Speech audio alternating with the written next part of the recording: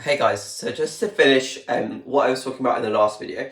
So yeah, essentially if you keep halving the book, it might only take you, actually when you calculate it, 6 or 7 steps. I'm not sure of the exact number, but assuming you start with 500, if you half it once you're at 250, half it again you're at 125, half it again you're at 60, whatever, and then 30, 15, 7, 3, and then almost at 1. So it's only 7 or 8 steps before you get to the name that you want if you keep halving the book.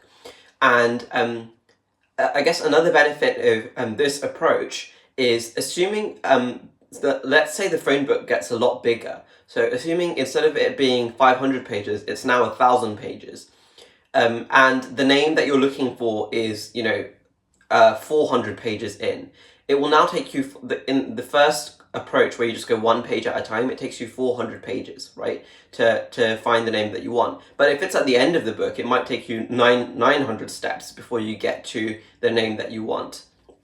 However, with the approach where you keep halving the book, it's only one more step to get back to 500, right? Because even if it's a 1,000-page book, if you break it into two, half it essentially, now you have a 500-page book. And then again, it's just 7 or 8 steps before you find your the name that you're looking for.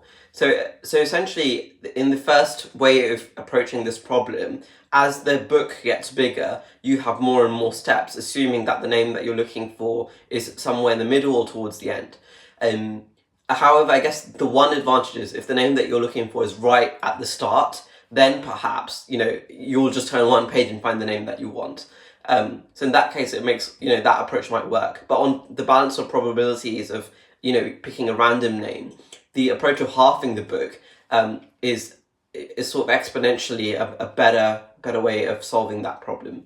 And I think it's called binary thinking, binary search or something like that. Don't quote me. Have a look at it online. And it was a really interesting graph that they show in the class showing how this algorithm it's kind of like I'm struggling to describe it, but it starts at 0, and then there's like an asymptote at let's say y equals 15 or something, and the line just gets closer and closer to the asymptote, so it doesn't take much more time. I'm not explaining this very well. Whereas in the first two graphs, they kind of increase like this, so the time required as the problem grows is just larger.